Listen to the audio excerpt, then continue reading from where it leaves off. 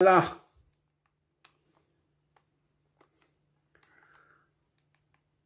on va inverser la matrice A là. Voilà, ça nous donne le résultat. Voilà.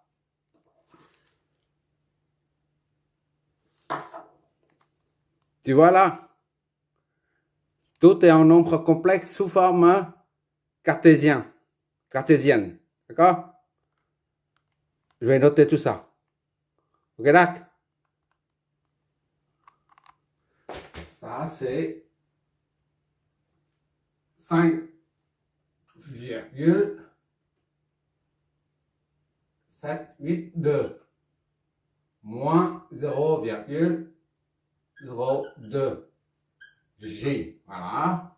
36, 799 G. Voilà. On ne peut pas convertir en module efface en même temps tout ça. Il faut faire un par un. La calculatrice n'est pas capable de le faire. Donc on met en module efface directement. On fait un par un, d'accord?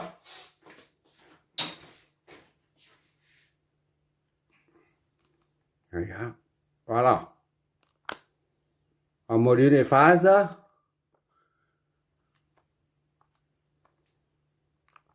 Voilà. 578 et 198 millidegrés. Moins millidegrés. Ça signifie. Bon, je note tout ça. 5, 7, 8, 2. 5, 7, 8, 2 et moins 0,198 degrés. Ça fait millidegrés. 198 millidegrés. Moins, d'accord? Maintenant, le deuxième. Voilà. Vue. Module efface. Hop. Ok, d'accord. Moins 10 degrés. Bon. 1, 431 moins 10, 47 degrés. Ça, c'est en ampères. Idem en ampères, parce que ce sont des courants. Le 3 I2 maintenant. Alors, je viens de noter là. Maintenant, c'est I3.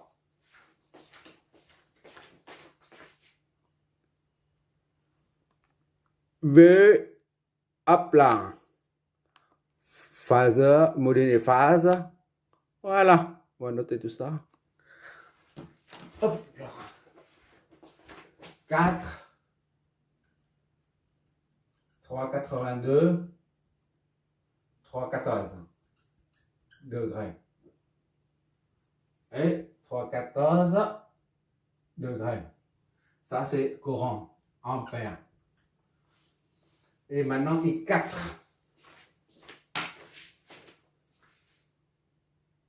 Voilà, V. Voilà. On module les phases. Voilà. V. Ah. 2, 300, 2, 35. 2, 35 et 15,5 27 degrés. Ça, le courant. Donc, c'est ampère également. Il reste I5 et V1.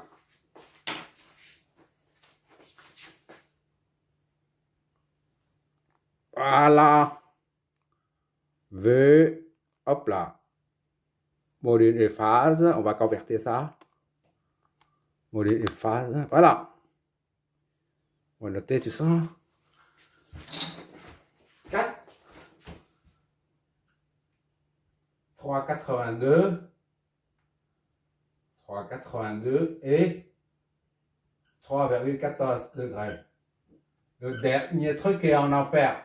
Et enfin, il reste la tension V1. Et puis, ça sera terminé. On va dégager une conclusion après.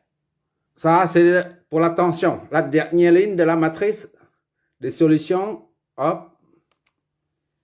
Crac. Maintenant, on va convertir ça en modules de phase. D'accord? Voilà. OK? 87 volts. 24. 180. Donc, il y a une chute de tension. C'est bon. Ici, 100 volts. Et ici, on trouve 87. 88 volts. Donc, il y a une chute de tension. Donc, c'est bon. 87. 962. Et 24 degrés, virgule 73 degrés. 24, 73 degrés, vol. Tout ça, c'est en vol. Voilà, c'est terminé là.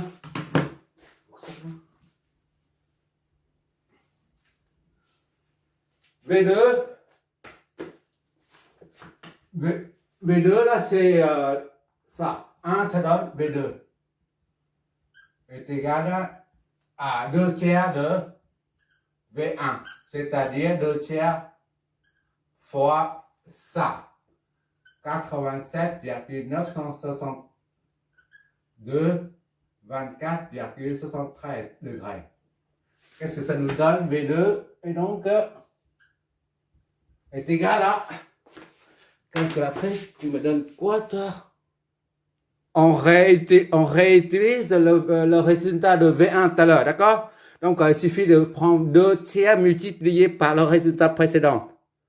Ok, là, regarde. D'accord, 2 tiers. Voilà, maintenant, module de phase. Voilà, 58, 64 et 24 degrés et quelques.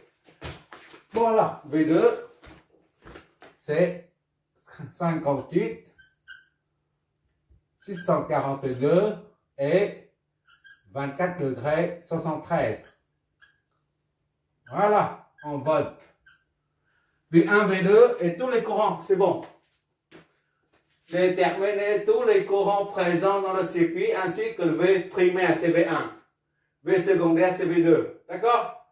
Du transformateur. Et puis apporter une conclusion concernant I primaire, I secondaire. I primaire, c'est I1. I secondaire, c'est I2. D'accord? Et V primaire, V secondaire. On va apporter une conclusion à tout ça. Bon, tout est là. Le résultat notre. Voilà, on arrive au bout. Bon, c'est quoi comme conclusion à tirer? On va essayer de conclure. Déjà, V1 et V2. V1, là, on a 24,73. D'accord? V2, c'est 24,73. Autrement dit, la tension au primaire et au secondaire sont en phase. Elles ont la même phase. D'accord? Et le rapport de tension, là, 2 tiers. 2 sur 1, 58,642 divisé par, on prend l'amplitude seulement, d'accord? Divisé par V1, 87,962. D'accord? Tu regardes bien, ça donne bien 2 tiers. D'accord? 2 tiers, c'est la même chose. D'accord? Regarde, 2 tiers. D'accord? Donc, on vérifie, ça c'est pour vérifier seulement. Mais la conclusion concerne la phase 24,73, 24,73. V1 et V2, même si c'est orienté l'un vers le bas, l'autre vers le haut, on a la même phase pour V1 et V2. Primo.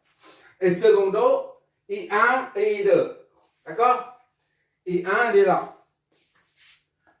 I1 et I2. Ces deux-là. D'accord? I1 et I2. comme dans tous les exos concernant le transformateur qu'on a jusqu'à présent.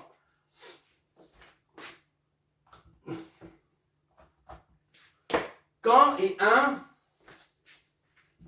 là, moins 10, si tu prends l'axe comme ça, I1 c'est moins 10, d'accord? I1 c'est moins 10 là, moins 10. I1 elle est comme ça, d'accord? I2 c'est en opposition de phase. I2 elle est comme ça. Là. Pourquoi? Parce que d'ici à là, c'est 169 plus 533, d'accord? Et plus, ici c'est moins là, 10 et quelques, 47. 169, 533, d'accord? Plus la valeur absolue de ça, c'est-à-dire 10,47. Tu oublies les poussières, ça donne 180. D'accord? C'est-à-dire que ça et ça sont opposés. Là. En opposition de phase. Qu'est-ce que ça signifie en fait? Ça signifie que lorsque le courant, si le courant là, tu peux considérer ça comme I1 est à 0. I1 est 0. I1, d'accord? C'est égal à I1. 0. Si tu prends ça comme l'axe, d'accord? Ça c'est en opposition de phase. D'accord? Et I2, ce sera 180. I2 plus ou moins 180. D'accord? Quand I1 arrive ici, là, I2 sort. C'est-à-dire, il ne va pas comme ça, là. I2, il va sortir. I1 entre dans le plus, mais I2 va sortir du point de marquage. Tu regarderas les trois premiers exos qui précèdent celui-là. Tu verras, c'est tout le temps pareil. C'est-à-dire, tout le temps, on a les deux tensions là, scène au primaire et scène au secondaire du transport sont toujours en phase. Et le courant I1 et I2 sont toujours en opposition de phase. Un qui entre dans la bobine du primaire, l'autre qui sort. C'est ça, ça veut dire. I1 ici, là. Si I1, tu vois là, I1. Ça, c'est I1, c'est moins 10. Je mets seulement moins la phase, d'accord? Moins 10. 47. Et l'autre, c'est I2 là, c'est opposition de phase. Opposition, on a dit tout à l'heure, supposition qu'elle entre ici. Donc, maintenant, pour entrer, quand il entre, I1 entre, ça fait moins 10, d'accord? Et si I2 entre également là, ça fait moins 10 aussi. Mais en l'occurrence, c'est pas moins 10, c'est 169, c'est-à-dire en opposition de phase, c'est-à-dire I2 sort. I2 sort ici là. Pour alimenter la charge. D'accord? Tu regarderas les trois exos qui précèdent celui-là. Tu verras que I1 et I2 sont toujours en opposition de phase. Et la tension V1, V2 sont toujours en phase. Voilà la conclusion. Si, voilà.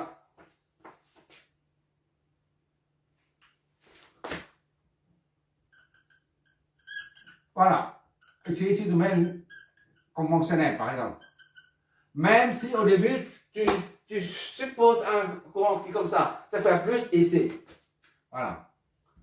Au début, d'accord? Ça fait plus ici. Mais en fait, quand le courant passe dedans, réellement, là, I1, là, et ben, I2 n'entrera pas là-dedans, comme notre supposition. D'accord? I2 sort ici. I2. Puisque c'est déphasé. Ici, c'est 0. Ici, c'est 180. C'est tout le temps comme ça. D'accord?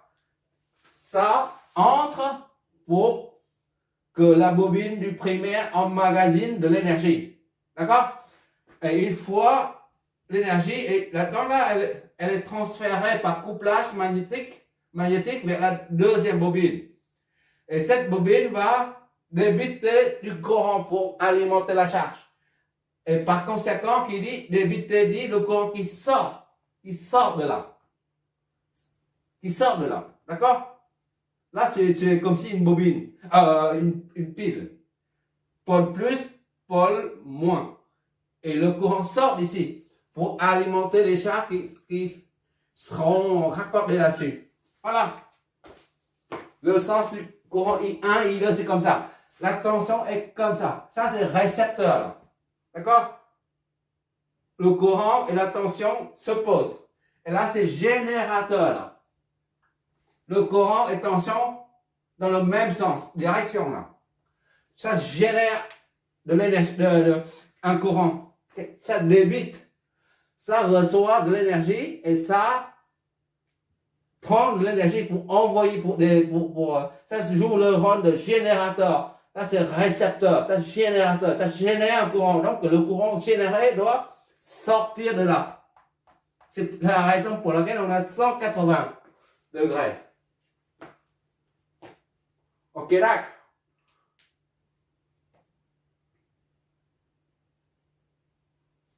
Convention récepteur ici.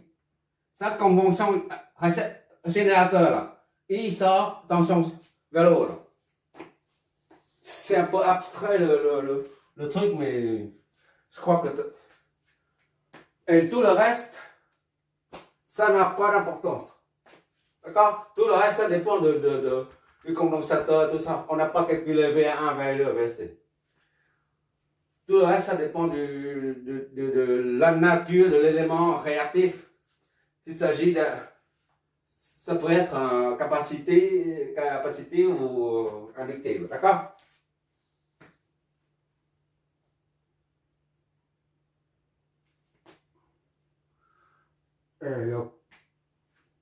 Ça, c'est le 8 ou 9, 7, je ne me rappelle plus. Le prochain, on va faire un qui fait ça. Deux sources, voilà. Deux sources pour voir ce que ça donne. Pour l'instant, on a une seule source. On vient de dire là, cette source va alimenter cette bobine. Et cette bobine, la bobine du premier transformateur et donc joue donc le rôle de récepteur. D'accord?